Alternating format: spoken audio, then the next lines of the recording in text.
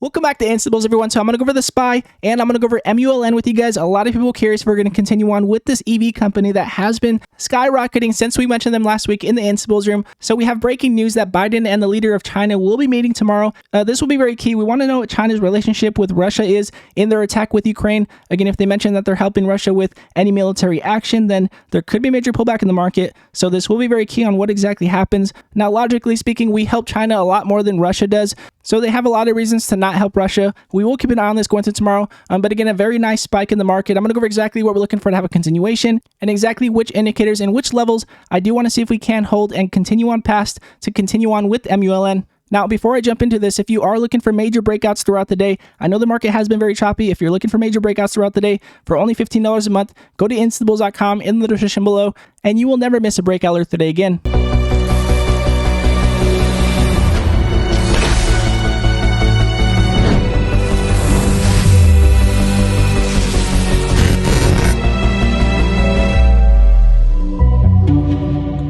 Welcome back to Instables, everyone. So what a great day it was today. Jumping all the way up to 440 in the market. We're looking to see if we can get over our 447.50 level again to have that stronger continuation and stronger momentum here in the market. But again, we are getting our continuation from our momentum candle from yesterday. So we're looking to see if we can jump back over our 50-day moving average. We are testing the lower end of our 50-day moving average, and there's no surprise if we do get rejected. We did come up previously, and we did get rejected multiple times, and we do still have our 20-day moving average below our 50. But one thing I do want to point out here is that we do have a trend line that we are trying to break out of, and in my opinion, that would give us more bullish momentum. Now, I wanted to back up here for a second so you guys can see a trend line that we are trying to break. This is very key because if we can break this trend line, then we could be shifting from bearish to bullish. But again, we are still at the mercy of Russia and Ukraine. If they do not continue on with peace talks, then there's no telling exactly where the market might get. But as you guys can see, we are testing our trend line here, looking to see if we can bounce back over it. There will be no surprise, in my opinion, if we do test 435 one more time and we do have a bounce. So in my opinion, going to tomorrow, since we do have two momentum candles to the upside and we do have a decrease in volume, again, we did have a very choppy day today, even though we did continue on up. So again, we could be getting rejected to the upside, retesting 435, and we could be looking for a continuation going to next week. And no surprise, of course, going into tomorrow because we are leading into a weekend where many investors will be fearful of any news that could escalate from Russia and Ukraine. So we will keep this trend line on the watch to see if we are going to break more bullish. Again, we do need to get this 20-day moving average to start to curl up. And again, we do want our 20-day moving average ultimately to jump back over our 50 to get that stronger momentum that we're looking for. So again, we're going to keep that in mind, but we do want to see if we can, again, ultimately get over 447.50 to get that stronger momentum. And we are testing our consolidation from January that we did have a spike from. So again, yesterday we did mention if we got over 435, then we could be continuing on up. And sure enough, we did break over 435 today. We did continue on up. And now we're looking for our break here at 447.50 to get that stronger push.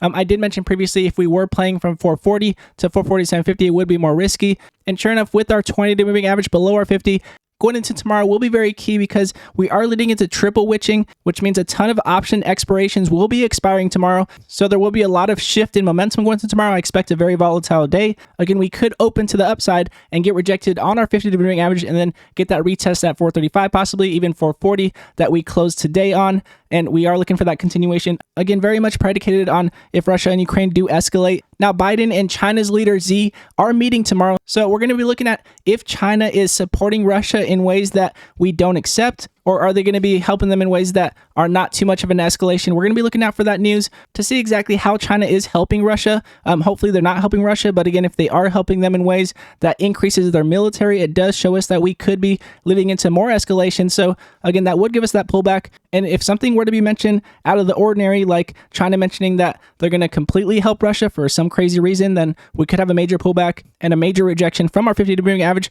and possibly test our 435 from there. So again, we are going to be looking out for that news tomorrow with Biden and China. See exactly how China may or may not be helping Russia. Now, with this momentum in mind, I'm going to jump into MULN with you guys so you guys can see exactly what we're looking for to have a continuation here.